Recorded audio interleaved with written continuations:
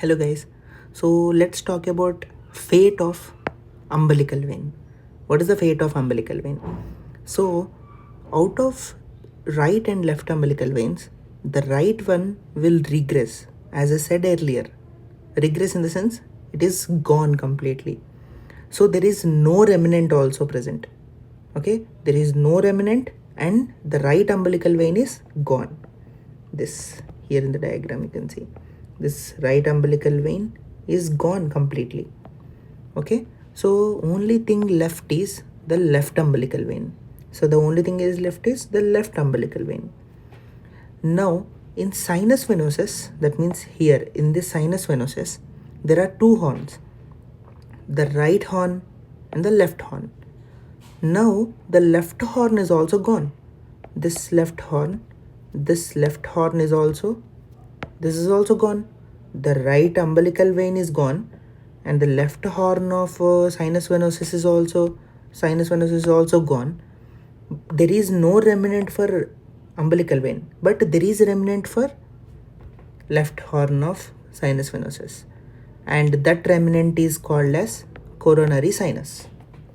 That remnant is called as coronary sinus. This remnant is coronary sinus. Now what happens? Left horn itself is gone, so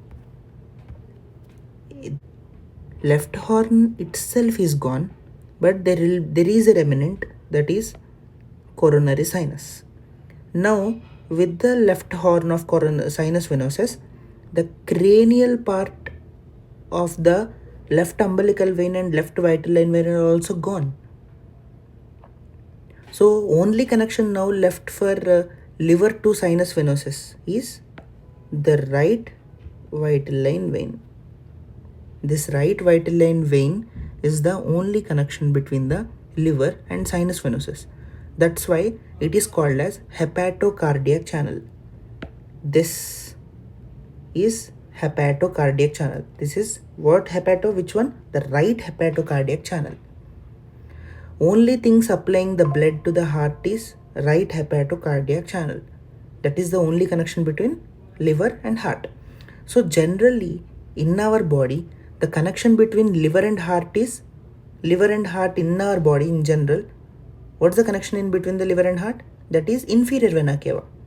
Oh, that means the right hepatocardiac channel is contribute to the formation of inferior vena cava.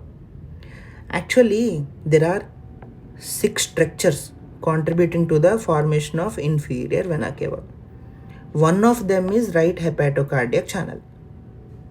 So now see, oxygenated blood is carried to the baby by umbilical vein only. Here already right umbilical vein is regressed, and cranial part of this left umbilical vein is also regressed. So what will happen now? So now the left umbilical vein gives out a branch.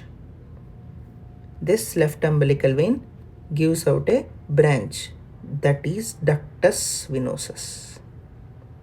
That is ductus venosus. The left umbilical vein gives out a branch to right hepatocardiac channel. So like that, oxygenated blood reach to the developing fetus through this vein. That vein is called as ductus venosus. See, I think you got some clarity here. So I'll tell you this thing in a flowchart type. So see this. So the flowchart is first right umbilical vein regressed. Left horn of sinus venosus degenerates, but remnant is present. That remnant is coronary sinus. Now cranial part of left umbilical vein and left vital line vein degenerates because the left horn of sinus venosus degenerates. That's why the connecting part, which is the cranial part of the left umbilical vein and left vital line vein, degenerates. Now the only connection left now is right hepatocardiac channel, and then the ductus venosus is formed between the left umbilical vein and the right hepatocardiac channel.